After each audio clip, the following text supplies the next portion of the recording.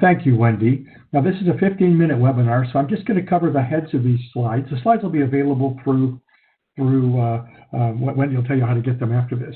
We're going to talk about open source software. Open source software seems like this great thing. If you look in the middle bullet, it uses the word free.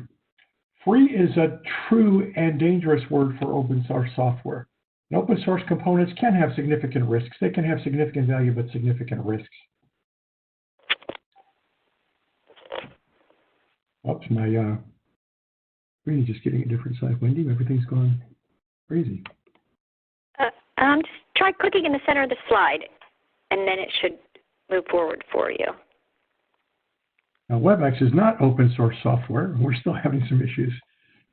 All right, so open source software definition is the source is available for inspection, modification, and maybe freely distributed. Again, freely distributed doesn't mean necessarily no cost.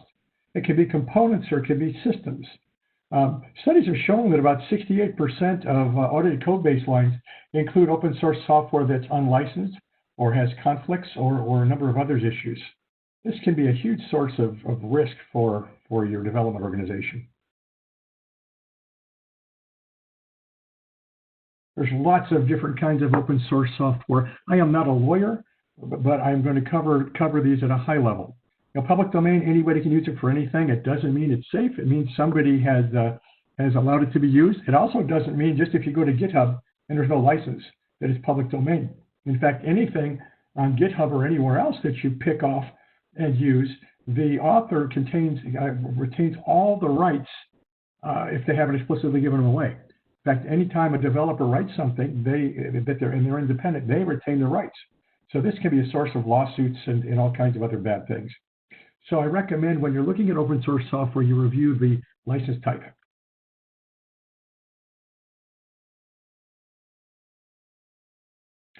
And there's lots of different ways to get open source software done. I know at my company, we use something called Digium.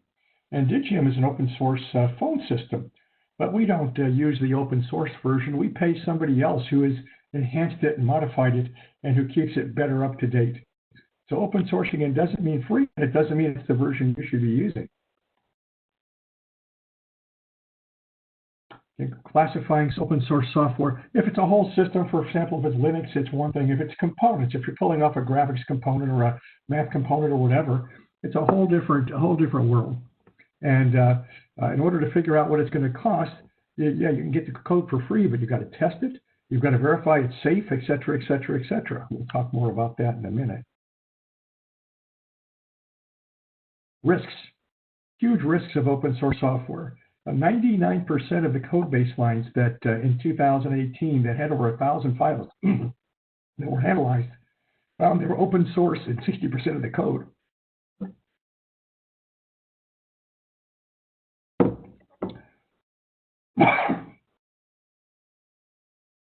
And for example, Equifax had a huge breach due to, excuse me, due to unpatched open source software.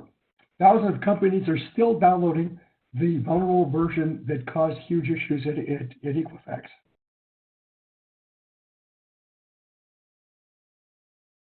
Now, one of the issues is financial risk too. If you choose open source software and the organization is getting their revenue by selling services and stuff, it's a huge risk.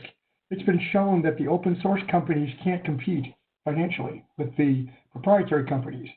Open source companies and free products may end up going out of business. Red Hat was just bought by IBM as well. Now that's a good thing because now IBM's taking care of it. But open source, quote, free, has a high potential for failure in many cases. So it's really important to do the systems engineering to appropriately choose the right open source software. For example, there's a product called OpenOffice. It was open source and a lot of people started using it. And then one day the developers decided they were angry with it and they went off and did LibreOffice. So if you were on OpenOffice, you would have seen the whole thing collapse. Now, building reusable code, open source reusable code, costs much more than building just standard code. Here you can see in this chart that there's substantially about a 63% increase in the costs of building software if you test it sufficiently, design it sufficiently to have it be completely reliable. Not all open source components go through that extra cost. Oftentimes they're done for an individual and put out there and called an open source quote because it's quote free. Estimating the cost of open source software can be done in many ways. Of course, the biggest cost is the testing. Now, there's lots of ways to come up with the size of open source software. It can be functional. I'll show you how to get functional in a minute. It can be through lines of code. I know a lot of people don't lines of code, but you can actually find the number of lines of code in much open source software. You can run static analyses on it to find out how good it is. One study showed that you could actually estimate the cost within 2% by using the number of functions in the documentation table of contents on open source software. That assumes it has a content. It has a table of contents.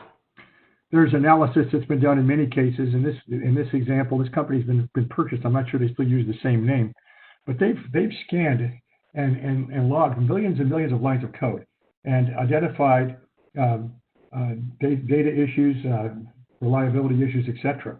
This database is still available online. Now, to actually cost open source code is pretty much the same as any other code. You figure out the size. Functionally, you can count it yourself, or you can find sizes many times on the web, or you can use lines of code. Again, lines of code, because it's already built there, can be a significant help. Now, there's also, one of the issues is how many years is going to be available before you have to swap it again. My company used some software at one point that we thought was a good idea, and a few years later they stopped supporting it. We had to throw it away and start all over again. Now, if you're worried about security, open source software is also substantially less secure in general. Obviously, if I'm talking about Linux or something, that wouldn't be the case. But probably nobody uses the free version of Linux anyway.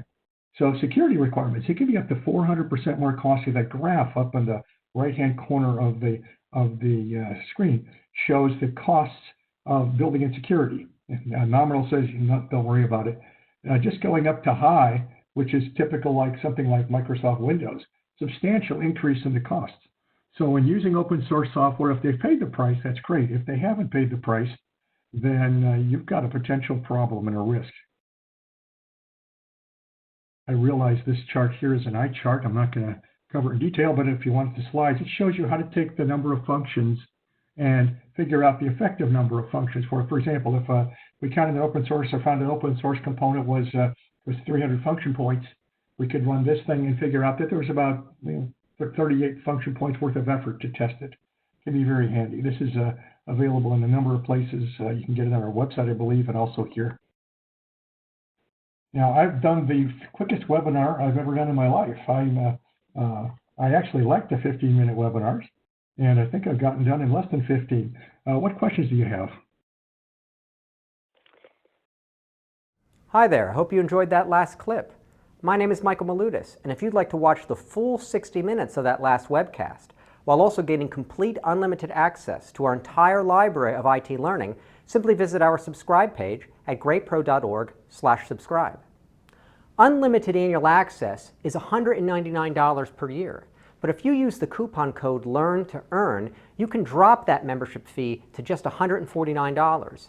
That's less than $13 per month for unlimited access to over 1,000 hours of on-demand career development, covering the entire spectrum of IT management best practices, including business analysis and requirements, software development, quality and testing, risk management, process improvement, project management, and even digital transformation.